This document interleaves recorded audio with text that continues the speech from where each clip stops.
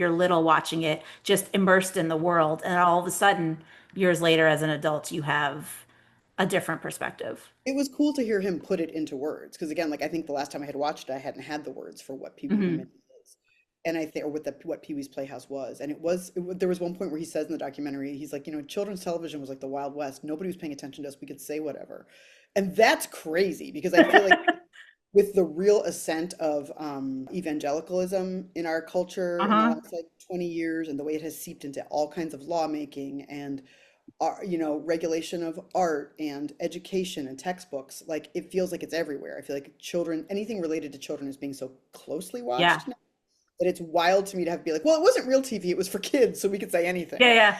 That's crazy. And that also explains why he was like slipping in all these like double meanings and stuff. It's fantastic. And so I think that to me was really interesting. And then I loved also just knowing, again, to get back to that kind of like, hey kids, let's put on a show Hmm.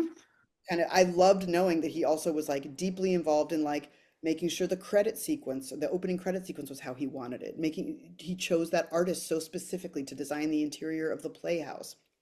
And he was so intentional in his choices about everything visually. It's cool to know that he just was a 360-degree artist.